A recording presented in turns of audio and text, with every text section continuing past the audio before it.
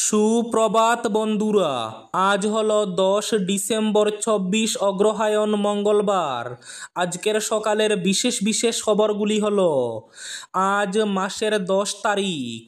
প্রতি মাসের মতো আজও অ্যাকাউন্টে আসছে অরুণোদয় প্রকল্প সহ বিভিন্ন প্রকল্পের টাকা। আর মাত্র 4 দিন পর নতুন অরুণোদয় প্রকল্পে আবেদন শুরু হচ্ছে।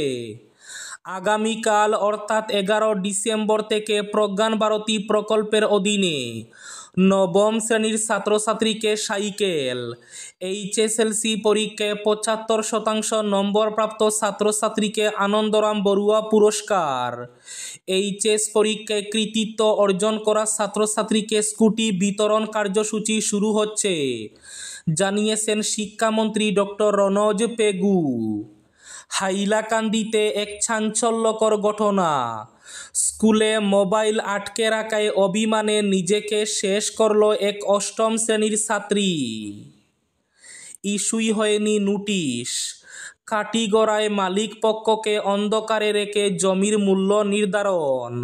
রিজার্ভ ব্যাংকের নতুন গভর্নরের নাম ঘোষণা করল কেন্দ্রীয় সরকার। সড়ক উন্নয়নই প্রধান লক্ষ্য, দায়িত্ব পেয়ে এক সুর বরাকের 2 মন্ত্রী কৌশিক রায় ও কৃষ্ণেন্দু পালের। বরাকের 2 মন্ত্রীকে গুরু দায়িত্ব, অগ্নি পরীক্ষা কৌশিক কৃষ্ণেন্দুর। হঠাৎ রাজ্য জুড়ে নেমেছে হাড় কাঁপানো শীত।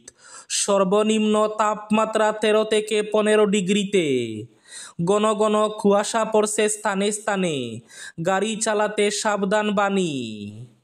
পঞ্চায়েত ভোটের জন্য প্রস্তুত রাজ্যের মুখ্য নির্বাচনী আধিকারিক। খসড়া ভোটার তালিকা 11 ডিসেম্বর, চূড়ান্ত তালিকা 28 ডিসেম্বর। রামকৃষ্ণনগর চাঁদখানিতে মোটর বাইকের ধাক্কায় আহত ফেরিওয়ালা। কিষাণ সম্পদ যোজনায় কাছাড় সহ অসমে 53টি প্রকল্প সম্পূর্ণ। সুস্মিতা দেবের প্রশ্নে জানালেন কেন্দ্রীয় প্রতিমন্ত্রী, অযোগ্য কৃষকদের কাছ থেকে সারা দেশে উদ্ধার 335 কোটি টাকা। হাইলাকান্দি কালাসরা এলাকায় এনটি মডেল হাই স্কুলের 7 শতাধিক ছাত্রছাত্রীকে পাঠদানে 4 শিক্ষক। প্রতিবাদে বিক্ষোভ শিক্ষার্থীদের। এবং থাকবে আজকের বরাক উপত্যকার 3 জেলার আবহাওয়ার খবর। তাহলে বিস্তারিত খবরে যাওয়ার আগে অবশ্যই ভিডিওটিতে একটি লাইক করে চ্যানেলটি সাবস্ক্রাইব করে পাশের বেল আইকনটি বাজিয়ে রাখবেন এবং ফেসবুক পেজটি ফলো করে ভিডিওটি অবশ্যই শেয়ার করবেন, যাতে সঠিক তথ্যগুলো সবার কাছে পৌঁছাতে পারে। এবার শুনুন আজকের খবরগুলির বিস্তারিত। প্রথম খবর, আজ মাসের 10 তারিখ। প্রতি মাসের মতো আজও হিতাধিকারীর অ্যাকাউন্টে আসছে টাকা। অরুণোদয় প্রকল্প, বৃদ্ধ পেনশন, বিধবা পেনশন সহ বিভিন্ন প্রকল্পের টাকা আজ অ্যাকাউন্টে ট্রান্সফার করা হবে। অরুণোদয় প্রকল্পে 1250 টাকা সহ বিভিন্ন প্রকল্পের টাকা আজ অ্যাকাউন্টের মাধ্যমে পেয়ে যাবেন হিতাধিকারীরা। এদিকে আর মাত্র 4 দিন পর নতুন অরুণোদয় প্রকল্পে আবেদন শুরু হবে। আগামী 15 ডিসেম্বর থেকে 28 ডিসেম্বর পর্যন্ত চলবে নতুন অরুণোদয় প্রকল্পে আবেদন। এদিকে শিক্ষামন্ত্রী ডক্টর রনজ পেগু নিজের ফেসবুক পেজের মাধ্যমে জানিয়েছেন, আগামীকাল অর্থাৎ 11 ডিসেম্বর থেকে প্রজ্ঞান ভারতী প্রকল্পের অধীনে নবম শ্রেণীর ছাত্রছাত্রীকে সাইকেল, 10ম শ্রেণী অর্থাৎ এইচএসএলসি পরীক্ষায় 75% বা তার বেশি নম্বরপ্রাপ্ত ছাত্রছাত্রীকে আনন্দরাম বড়ুয়া পুরস্কার এবং দ্বাদশ শ্রেণী অর্থাৎ এইচএস পরীক্ষায় কৃতিত্ব অর্জন করা ছাত্রছাত্রীকে স্কুটি বিতরণ কার্যসূচি আগামীকাল থেকে শুরু হবে, জানিয়েছেন শিক্ষামন্ত্রী। এ নিয়ে যাবতীয় প্রস্তুতি সম্পূর্ণ। এক চাঞ্চল্যকর ঘটনা হাইলাকান্দিতে। স্কুলে মোবাইল আটকে রাখায় অভিমানে নিজেকে শেষ করল এক ছাত্রী। 8ম শ্রেণীর এক ছাত্রীর আচমকা নিজেকে শেষ করার ঘটনায় তীব্র চাঞ্চল্য সৃষ্টি হয়েছে হাইলাকান্দিতে। ঘটনার বিবরণে প্রকাশ, মোহনপুর রিকুইজিশন এরিয়া মধ্য ইংরেজি বিদ্যালয়ের অষ্টম শ্রেণীর ছাত্রী বছর 14 শেখ সফিনা বেগম গলায় ফাঁস লাগিয়ে নিজেকে শেষ করেছে। ঘটনাটি ঘটেছে জেলার বটরবাজার এলাকায়।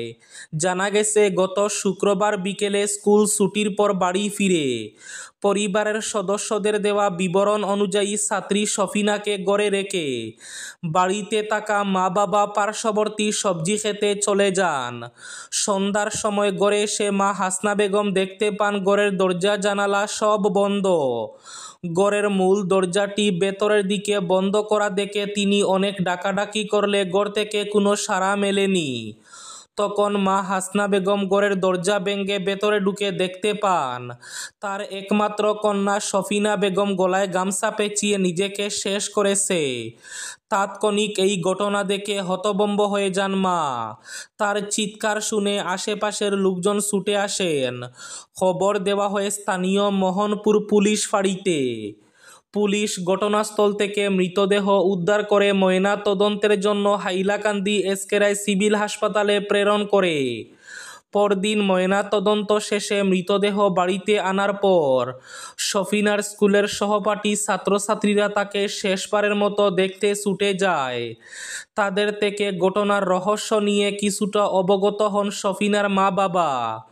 উল্লেখ্য 5 ভাইয়ের একমাত্র বোন সফিনা। এজন্য পরিবারে খুব স্নেহ আদরের ছিল ছাত্রীটি।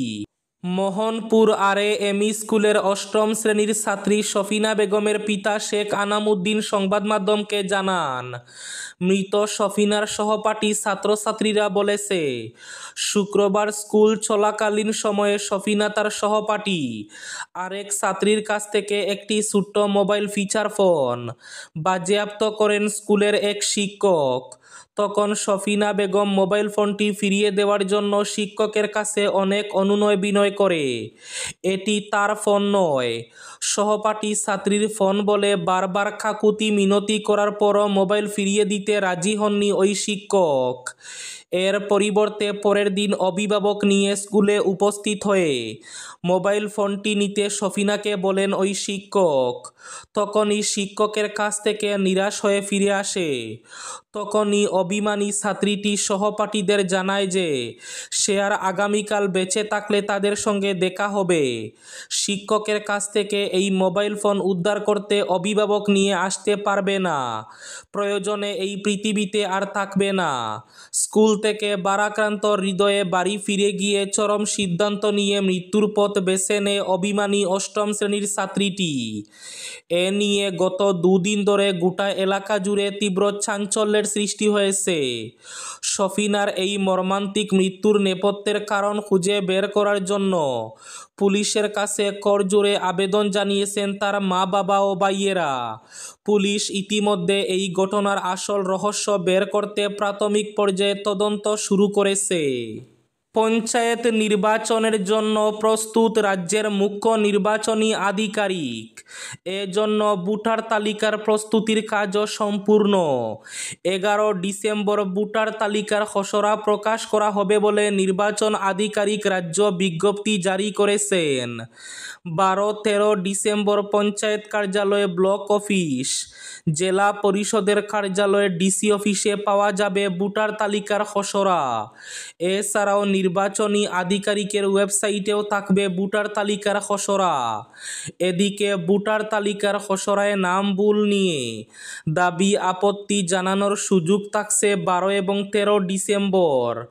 22 ও 23 ডিসেম্বর দাবি আপত্তির নিষ্পত্তি করা হবে।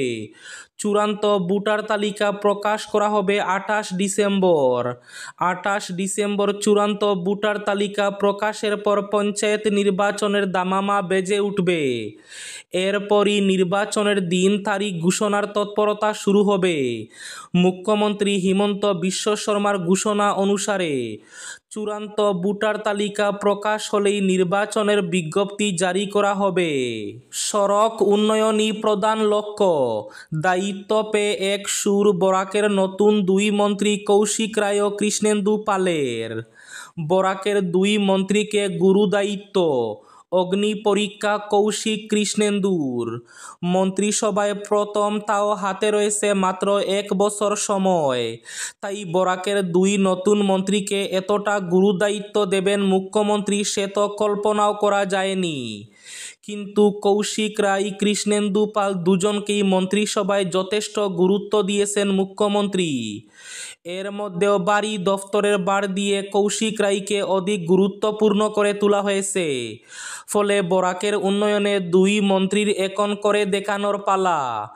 যোগাযোগ ব্যবস্থা থেকে শুরু করে অনুন্নয়ন অনেক কিছু করার রয়েছে তাদের। খাদ্য দফতরের মতো বড় দফতর কৌশিক রায়ের হাতে তুলে দিয়েছেন মুখ্যমন্ত্রী, তাও আবার সিনিয়র মন্ত্রী রঞ্জিত দাসের হাত থেকে কেড়ে এনে।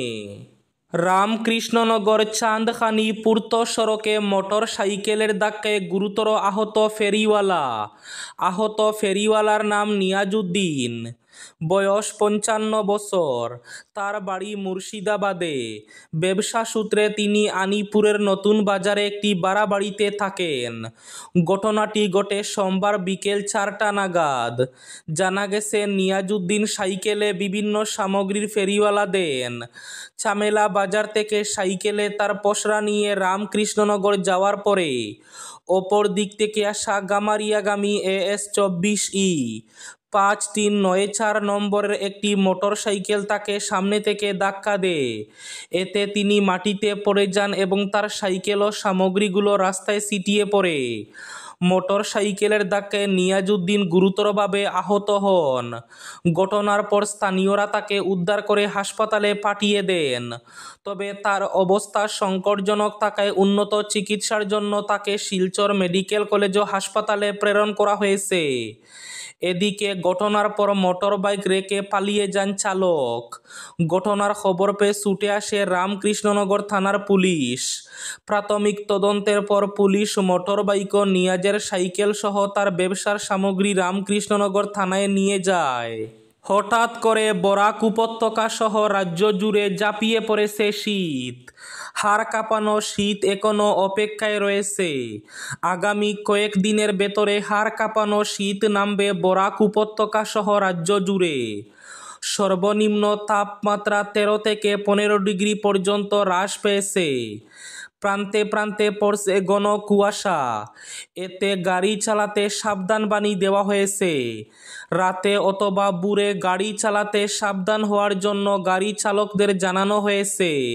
রিজার্ভ ব্যাঙ্ক অব ইন্ডিয়ার নতুন গভর্নর হচ্ছেন সঞ্জয় মালহোত্র। এর আগে ছিলেন অর্থমন্ত্রকের রাজ্য সচিবের দায়িত্বে। সোমবার নতুন গভর্নরের নাম ঘোষণা করল কেন্দ্র সরকার। 26তম গভর্নর হিসাবে দায়িত্ব নিতে চলেছেন সঞ্জয় মালহোত্র। এর আগে গভর্নরের দায়িত্বে ছিলেন শক্তিকান্ত দাস। তার মেয়াদ শেষ হচ্ছে আজ অর্থাৎ মঙ্গলবার 10 ডিসেম্বর। তারপরই দায়িত্ব বুঝে নেবেন সঞ্জয় মালহোত্র। ইস্যুই হয়নি নোটিশ। জমির মূল্য নির্ধারণের বিষয় সম্পর্কে মালিক পক্ষকে সম্পূর্ণ অন্ধকারে রেখে চলছে ভারতমালা প্রকল্পের জমি অধিগ্রহণের যাবতীয় কর্মকাণ্ড। জমি মালিকদের মৌখিকভাবে ডেকে পাঠিয়ে জমি অধিগ্রহণ বিভাগের একাংশ কর্মী সংগ্রহ করেছেন প্রয়োজনীয় নথিপত্র। সরকারি নিয়ম অমান্য করে এভাবে চলছে জমি অধিগ্রহণের কাজ। এসব বিষয় নিয়ে এবার উচ্চ আদালতের শরণাপন্ন হয়েছেন এক ল্যান্ড লুজার। প্রধানমন্ত্রী কিষাণ সম্পদ যোজনার আওতায় অসমে এ পর্যন্ত 112টি প্রকল্প অনুমোদন পেয়েছে। এর মধ্যে 53টি প্রকল্প সম্পূর্ণ হয়ে গেছে বা কয়েকটির কাজ চলছে।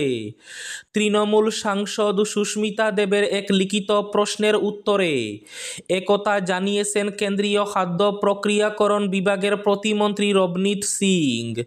তিনি আরও জানান, কাছাড়ে এ সংক্রান্ত একটি প্রকল্প অনুমোদন পেয়েছে এবং এটি বাস্তবায়নের কাজ চলছে।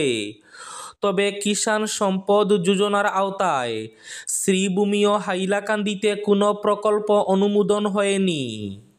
আজকের বরাক উপত্যকার 3 জেলার আবহাওয়ার খবর। আজও বরাক উপত্যকার 3 জেলার আকাশ একটু মেঘলা থাকার পূর্বাভাস। শিলচর কাছাড়ে আজ সর্বোচ্চ তাপমাত্রা থাকবে 26 ডিগ্রি সেলসিয়াস এবং সর্বনিম্ন তাপমাত্রা থাকবে 14 ডিগ্রি সেলসিয়াস। শ্রীভূমি জেলায় আজ সর্বোচ্চ তাপমাত্রা থাকবে 26 ডিগ্রি সেলসিয়াস এবং সর্বনিম্ন তাপমাত্রা থাকবে 13 ডিগ্রি সেলসিয়াস। হাইলাকান্দি জেলায় আজ সর্বোচ্চ তাপমাত্রা থাকবে 26 ডিগ্রি সেলসিয়াস এবং সর্বনিম্ন তাপমাত্রা থাকবে 14 ডিগ্রি সেলসিয়াস। এবার শেষ খবরটি। হাইলাকান্দি কালাসরা এলাকার ঐতিহ্যবাহী এনটি মডেল হাই স্কুলে প্রয়োজনীয় শিক্ষকের অভাবে ছাত্রছাত্রীদের পড়াশোনা লাটে উঠেছে বলে অভিযোগ তুলে প্রতিবাদে সোচ্চার হলেন স্কুলের ছাত্রছাত্রীরা। ওই স্কুলে 713 ছাত্রছাত্রী থাকলেও প্রধান শিক্ষক সহ মাত্র 6 জন শিক্ষক কাগজপত্রে রয়েছেন।